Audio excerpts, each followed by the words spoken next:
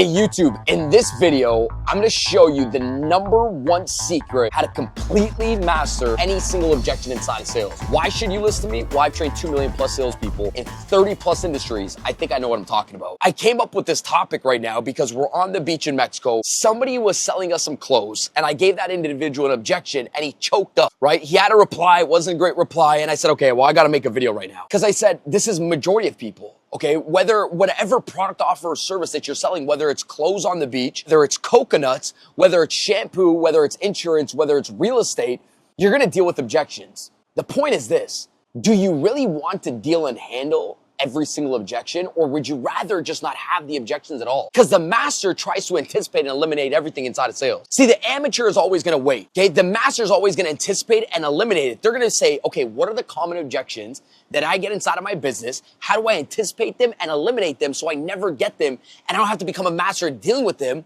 I just never write this down, create them. See, the secret about objection handling is don't create the objection yourself. Most people don't have to learn how to handle objections or how to prevent objections. They create objections themselves by the language that they're using. So here are the 2 pillars of this video, okay? The 2 pillars is this. #1, an objection is always internal before it's external. And then #2, it's external. Most people create them and then they have to deal with them and handle them after. #1, it's internal. Every objection that you get inside of your business, I almost guarantee you that it's a reflection of what's going on inside of your head. You've created the objection inside of your head, and I almost guarantee you get the objection inside of your business. Most people say, well, Daniel, inside of my business, people say they need to think about it. And I say, how many times have you thought about your business? Because if you thought about your business, you're going to have a sense of urgency. If you don't have a sense of urgency, it's going to pass over to your client. Your client's going to tell you, I need to think about it. Well, Daniel, a lot of people, tell me they don't have the money. How many times have you went to bed at nighttime and felt like you weren't worth the product wasn't worth it, and you haven't actually sold yourself on the product, and then boom, you wake up in the morning and they say, well, I just don't have the money to do something like this. I guarantee you it was probably the objection inside of your head before you went to bed at nighttime, and you'll never outperform those thoughts. Because half of the time, it's a reflection of what your client is saying to you. Like when they say, I need to think about it, sometimes they're not thinking about it, sometimes they're thinking about you, because you thought about it when you went to bed at nighttime. So you showed up on a call, there was a lack of certainty and confidence, so your prospect said, well, I need to think about it. They're not thinking about it, they're thinking about you. Because think of it, confidence is the unspoken buy inside of a sale. They say to themselves, I don't know why I need to purchase this product, but this person knows something about the product that I haven't yet discovered. I trust in this person. Just like a lady says, there's something about this individual that I just trust. That's the confidence breaker.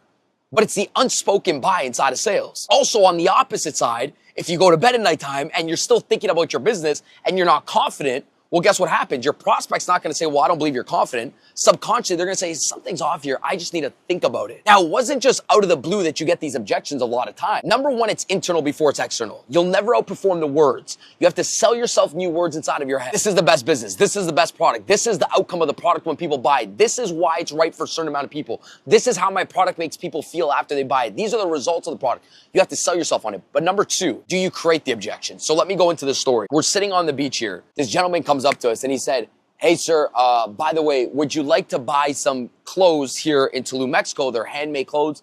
I said, I'm okay, man. I'm not interested. And then he was walking away and said, sir, come back here. I said, how many times have you heard that objection today?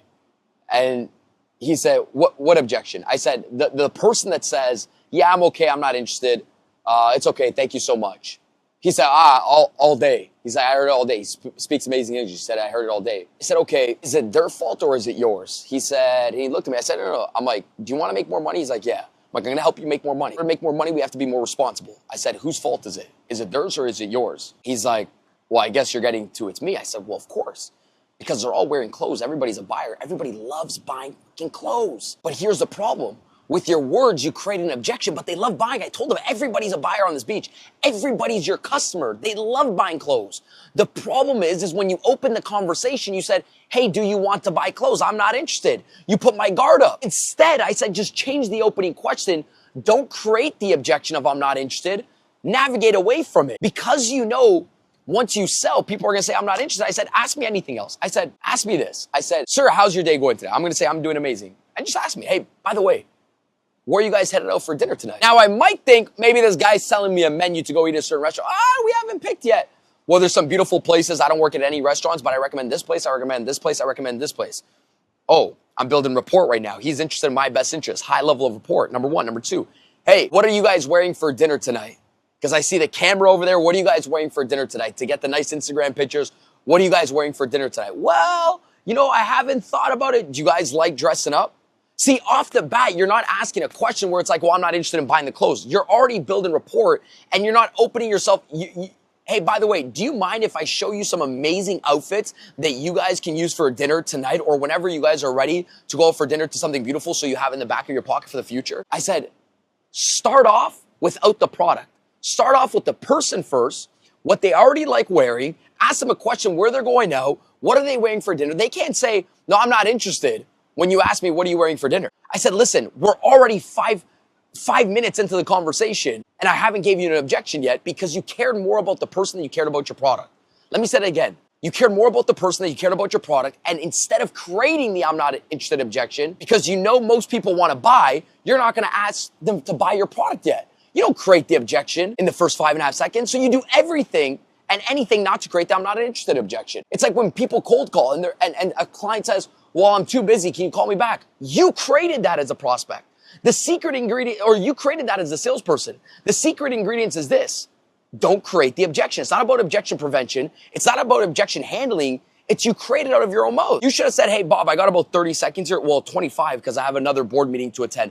Bob, I have 2 quick questions that I need your support on with your host. I'm already telling you I'm going to leave. 25 seconds, I'm out of there. The person can't say I'm too busy. If somebody says send me over an email and that's a repetitive objection, by my 7th call, I'm going to say, hey, Bob, by the way, I'm going to shoot you over a quick email in 2.5 seconds just so I know it's right for you so we don't waste time in this conversation. I can anticipate and eliminate it. The truth of the matter is this. Most objections are created in your head first and with your language second. I want you to ask yourself after this video right now, what objections have you created inside of my head? And what objections am I creating when I go prospect another individual inside of the marketplace? Because 9 times out of 10, you don't want to deal with the argument. You just want to never have the argument at all. The master never deals with the argument. You never start the argument. You never start the fight. Buyers are buyers are buyers. Some people are ready today. Some people are ready tomorrow.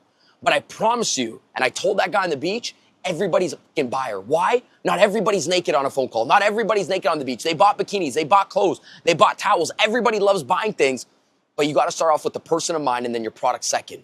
Think of it. The secret of objection mastery is eliminating objections and not creating objections and not learning how to prevent and handle them. It's not creating them at all. That's the secret of objection mastery. Like this video, comment, and subscribe for more YouTube videos. I'll see you guys soon.